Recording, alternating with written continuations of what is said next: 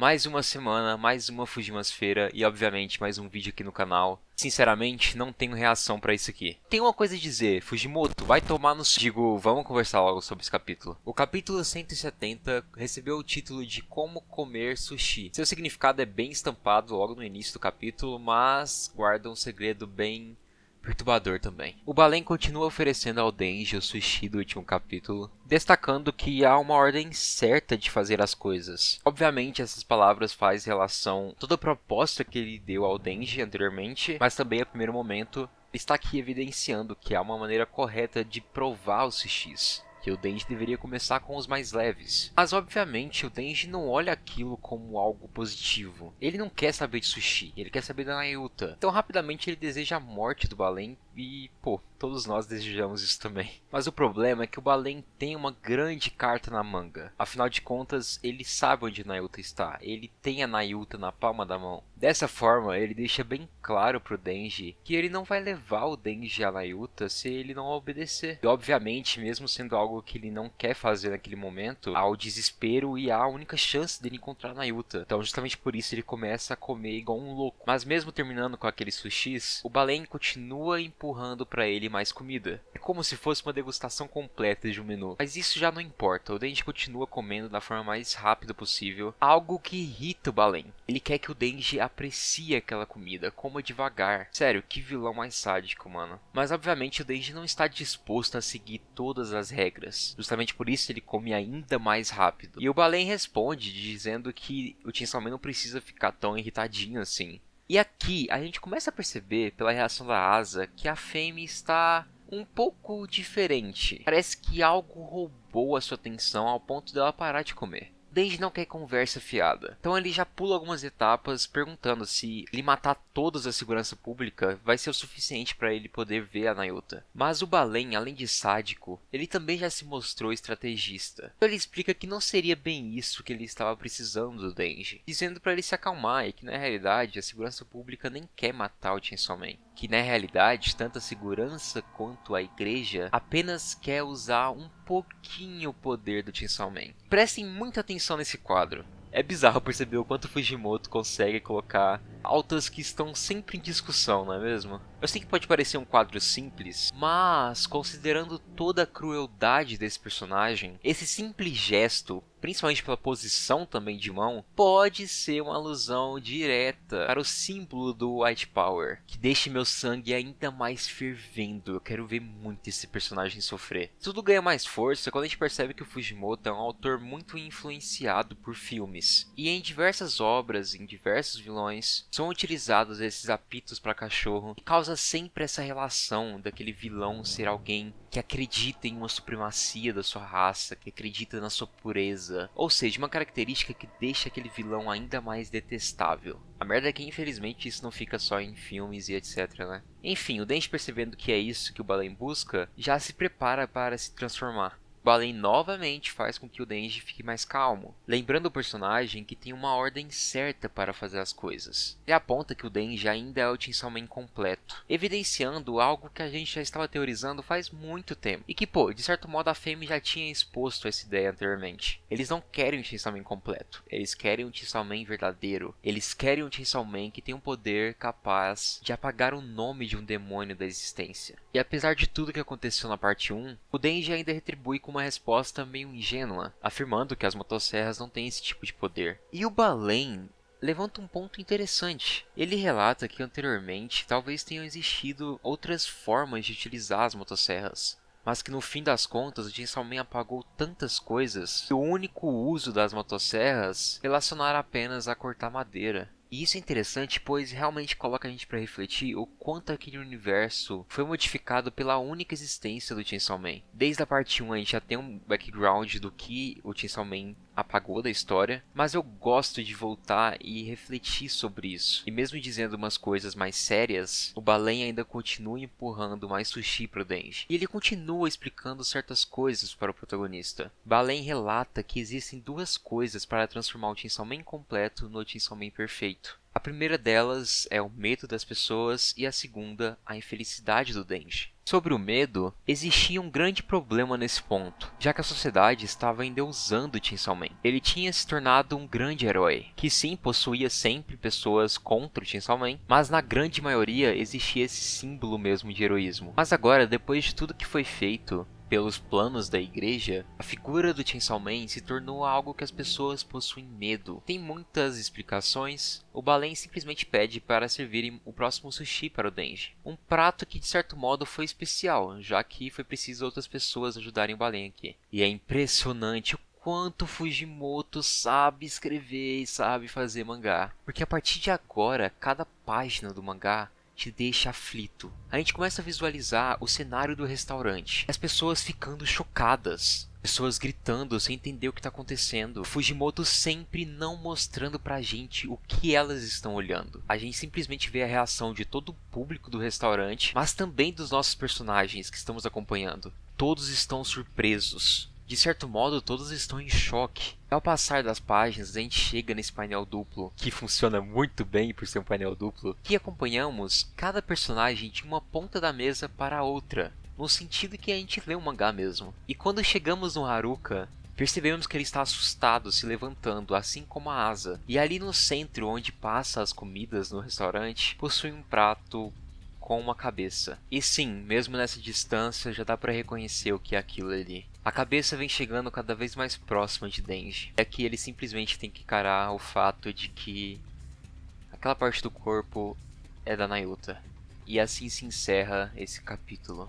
E vamos lá, eu tenho muito a dizer sobre isso aqui. Primeiramente, o Fujimoto é muito genial, mas ele é muito cruel. A Nayuta é simplesmente uma das minhas personagens favoritas. E isso daqui foi uma facada do meu coração tão grande. Mas é simplesmente majestoso o quanto esse autor consegue ainda surpreender a gente, consegue ainda chocar a gente. Até mesmo por coisas que sabemos que ele é famoso. A gente sabe que o Fujimoto gosta de matar seus personagens e faz isso de uma maneira muito boa. Porém, em nenhum momento a gente estava esperando que isso iria acontecer dessa forma. Então é bizarro como a gente tem uma expectativa criada e mesmo assim ele consegue quebrar ela. Todo o formato desse capítulo de fato foi majestoso. E vamos lá, aqui eu vou dividir em duas vertentes, duas opções do que pode acontecer. A primeira coisa é, com toda certeza o Denji vai se transformar no Chainsaw Man, na forma final do Pochita. E aqui inclusive a gente pode ter um papel inverso do que aconteceu no arco da queda. Talvez a Asa seja a principal peça para fazer com que o Denji não caia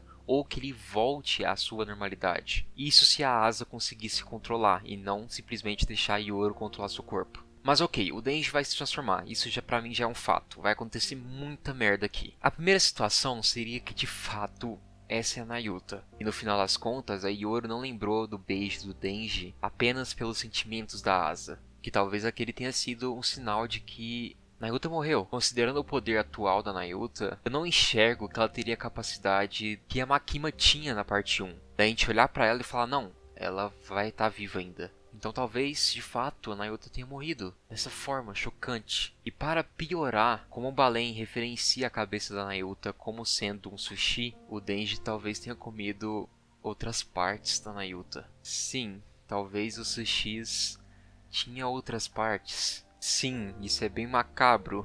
Mas sim, o Fujimoto é capaz de fazer isso. E isso traz uma camada tão cruel pra tudo aquilo. O Denji já teve que fazer essa crueldade na parte 1. Mas foi de uma maneira espontânea. Uma maneira de ressignificar o que era Makima. Mesmo sendo nojento e trágico, não havia repúdio do Denji. Já aqui, é só algo extremamente cruel. A Nayuta é a pessoa mais importante para a vida desse menino. E obrigar ele a fazer isso sem saber é algo muito cruel, muito cruel. Eu não quero pensar que isso que aconteceu. Eu não quero pensar nisso. Para um garoto que vive cercado de ideias apontando para ele mesmo, dizendo que ele é o maior pecador, ele merece tudo aquilo de ruim. Ter acontecido essa cena que eu estou descrevendo, com toda certeza é o ponto final na vida do Denji. Eu temo muito para o que vai acontecer aqui. Sério, esse personagem... Nossa, velho. Mas agora a gente tem outro cenário, que sinceramente eu consigo acreditar sim, em partes, mas é difícil acreditar. Esse cenário seria de que aquele corpo na realidade não é da Nayuta. Assim como nós, o Balen sabe muito bem que se o Denji acreditar que de fato aquela é a Nayuta, que de fato a Nayuta está ali na sua frente morta, é mais do que o suficiente para esse personagem quebrar de vez. Não é necessário que aquilo seja uma verdade, mas sim que o protagonista acredite que seja uma verdade. O Balen tem um contato direto com o Demônio do Fogo, a qual consegue assumir diversas outras formas. Na minha concepção, o Demônio do Fogo está diretamente relacionado com a justiça, indo nessa ideia que a justiça pode ser cega e também pode assumir diversas formas, sejam elas verdadeiras, eficientes ou não. Apesar de Nayuta não ter uma relação direta com tudo isso, o Demônio do Fogo continua possuindo esse poder de constantemente alterar sua forma. Logo, eu não vejo como algo irreal o Balen encontrando algum meio para fazer uma falsa Nayuta. Quando eu paro e penso sobre isso, o que mais me chama a atenção é que, se percebermos bem, no canto do rosto da Nayuta parece existir algumas veias. Vamos lá, isso pode ser alguma alga, alguma coisa que estava nesse prato que acabou sujando o seu rosto. Entretanto, de fato, é uma coisa não natural dessa personagem. Algo que pode ser um indicativo de que aquele corpo na realidade não está tão coerente assim. Mas nitidamente também tem um contraponto que talvez isso apareça no rosto da Nayuta pela forma que o Balen executou essa personagem. Mas de qualquer forma me chama a atenção pela forma que a Nayuta está aqui. E obviamente eu quero acreditar que Nayuta na realidade fugiu, está viva, e que pela falta do controle dessa personagem, o Balen acabou encontrando outra maneira para influenciar, para quebrar esse personagem. Mas realmente isso é algo que a gente só vai descobrir daqui pra frente, e é muito evidente, o Denji quebrou. Vai acontecer o caos aqui. E eu tenho muito medo desse personagem não conseguir voltar. A Asa precisa virar a chave e compreender que a salvação do Chainsaw Man não está no Chainsaw Man, e sim no Denji. O Denji precisa ser salvo. Eu queria muito que isso tudo aqui fosse uma mentira, que na realidade tudo ficasse bem.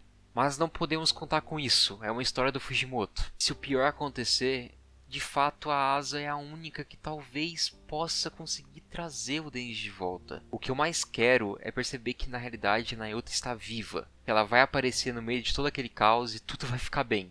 Mas até lá muitos vão morrer e principalmente o Denji pode se perder por completo, já era talvez. Isso daqui é muito triste, mano, muito triste. Mas ainda continua impressionante visualizar o quanto Fujimoto conseguiu mais uma vez. Ele foi lá e criou outro vilão muito marcante. O Balen, pelas suas falas, pelas suas atitudes, até mesmo pela forma que ele se comporta fisicamente, foi criando toda essa figura vilanesca. Que, mano, de verdade, eu tenho muito ódio desse vilão. E aquele mesmo ódio que eu senti na parte 1 está voltando para a parte 2. Enquanto a Fame foi a personagem ali responsável em arquitetar tudo, o Balen que é esse personagem que coloca em prática tudo aquilo. Eu só espero que esse personagem morra, sério, de verdade. Sério, que angústia, eu só consigo olhar para a obra e perceber que a gente só vai ter caos e tristeza daqui pra frente. É, Fujimoto, parabéns, você conseguiu de novo. Que ódio, sério. Mas que capítulo incrível, sério, que capítulo maravilhoso. Mas e aí, o que vocês acharam disso tudo? Pode não parecer, mas tá difícil pra mim digerir esse capítulo, tá? Sério, eu tô muito triste em pensar que a Nayuta se foi. Enfim, eu espero que vocês tenham gostado do vídeo. Lembre-se sempre de comentar e compartilhar esse vídeo. Sério, isso ajuda imensamente o canal. Desde já eu agradeço muito pela atenção que vocês sempre depositam aqui no canal. E também todo o carinho. Eu preciso vir aqui agradecer imensamente a todos os membros do canal. Vocês são incríveis e impactam diretamente no canal. E todos os membros vão ter uma surpresinha no final dessa semana. Mas é isso, eu espero que todos vocês fiquem bem. E até a próxima, logo mais eu volto. Ai meu Deus, que ódio.